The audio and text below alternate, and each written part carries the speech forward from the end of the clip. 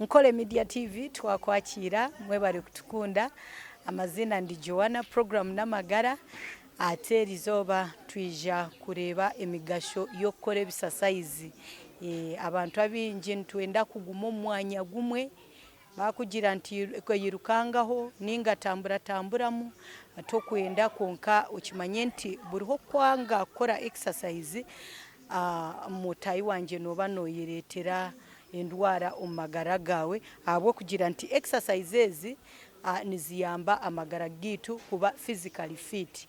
Exercise zitu ezi nizituyamba okuba tuli ebisasayizi byitu ebi nebituyamba kuba n'amagara marungi, especially to feel happy. Yes, when you exercise you get that mood. Buriho kwirukanga ninga okola swimming ninga oguruko muguha ninga shi ozana omupiira nohurra watebekana omagara gawe. Anxiety waboine anxiety yamani. Yes, exercise zitu nizituyamba okuchendeza mubiri. Nizituyamba ku losing excess weight ori muhango tokubasa kutambura tokubasa kore mirimu yawe nkabutosha. Kora exercise mutayi wanje obase kuchendera size. Leka kurunda embazi ninga shi kurunda ebintu ebira kuchendeze. Exercise zikubasa kuchendeza omubiri wawe. Exercise is good for muscles and bones. Buriho kukora ebisasayizi amagufa gawe nigaba nigaguma. Unoshanga omuntu ari kutaka munonga amagufa ari kutaka nti muscles nizimushasha konka abwenki muscles niziba nizikushasha no butakora bisasayizi. So mutayi wanje aryokwe, if you want muscles zawe kuba ziri very fine ate n'amagufa gawe kuba gakoraje, always do exercise. Oguruko muguha wabo tagwino muka yirukanga waba otakubasa kwirukanga, making sure no tambura. No shango omuntu kuruga kasheshe nasibo motoka navuga achika ofisi ashitamo mu ntebe. Rero harweze ntebe zihangire zo kwehuba oyehuba oyenda epeni kujakira entebe niye kutwara. Kwakira kitabo entebe niye ine kutwara okakire kitabo. So no shango otaye ha room for exercising, so kiretera amagufa gawe hamwe na muscles zawe kuba mutayi wanje zita kufunctioninga je konka wayemanyiza kore bisasayizi kutambura emotuko bumwe kugisiga womuka ukatambura mutayi wanje nogira amagara marungi ate muscles zawe nazo niziguma zigira amagara marungi. Exercise ne increasing ha energy levels z'omuntu. Buriho kora exercise omubiri gwawe gukoraki guhama ninga shigugira amani oshanga nti wakore bintu byo biruta kubasa kukora. An example waguruko muguha no yeshanga nto birota kumanya nti no guruko muguhe mirundi nkikumi ninga 2 konka okigurukamo murundi gumwe oreba nti abutoshambire nimbasa kuguruka emirundi 2. So exercise ne yamba okuincreasinga energy levels zawe otayimuzinga mu buriho kweyongera kora exercise nikwe kweyongera kugira amani. Mutayi wanje gumano exercisinga obase kugira amagara marungi. Ekindi exercise chekora exercise in reducing risk ya chronic diseases. Chronic diseases nimwe muri nka pressure, shukari n'endwara nyingi konka enyingi chronic disease eri kusinga kuteganisa abantu ni oburire bwa shukari hamwe na pressure. Wa pressure na shukari insulin levels zeye niziba ziri ahansi konka yatandika kukora exercise oshanga nti insulin levels zaza higuru yaba n'amagara marungi.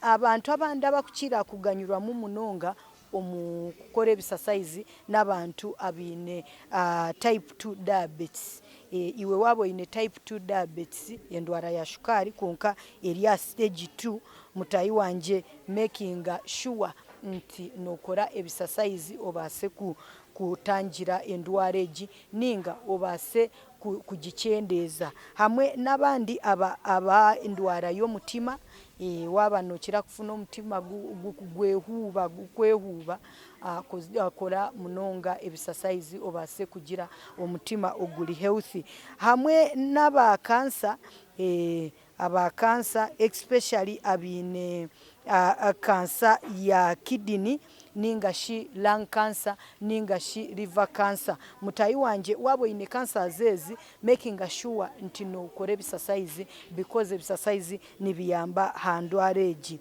exercise ekindi kyekora neyamba ha skin nungi abachara hamwe n'abashija baryokwe. So when you do exercise tokwetenga majuta because no bano sweatinga oshanga buriyo burofa bukurugo mu mubiri.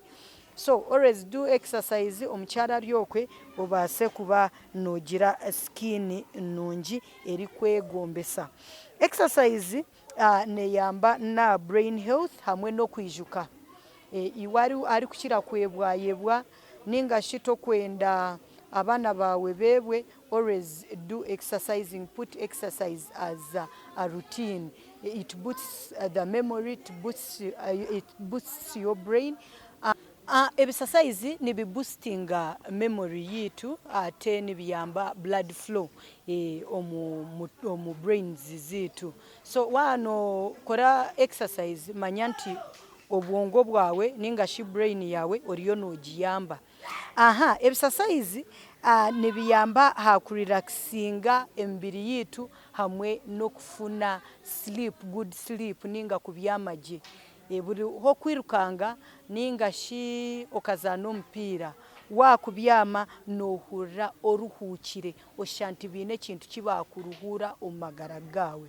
So always encourage yourself okora exercise mutayi wanje ari kutureba ate making sure nti exercise zaza omudeire routine yawe nkako kuchera kuzamurumu okatekateka nti ninyenda kukora eki after this ninkora eki after this ninkukura saho eki na nebisasaizi bibe part of your daily routine obe no kitekatekaho nti naheza kukora ninkushuma nyirukange ninga shintambuzeho ebigere ninga shinza no mpira ninga nze kuzana golf abagigani bakira kuje junisa munonga nibazayo bamara yakire ba relaxinga brains ate kindi basa kugira amagara marungi.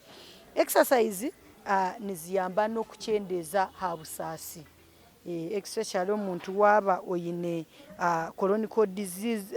chronic diseases exercise niziyambira kimwe ryabarire ba shukari na pressure obwo busasi buba kuba bine okore bisasaizi ni kubayamba ha chronic diseases ezo wa obwo busasi buba kuba bine omagara gabo.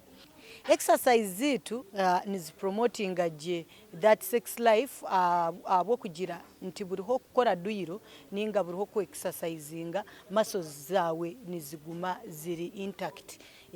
Blood flow circulation nebe ebonireje so oshanga nti exercise yayamba ha sexual performance yawe.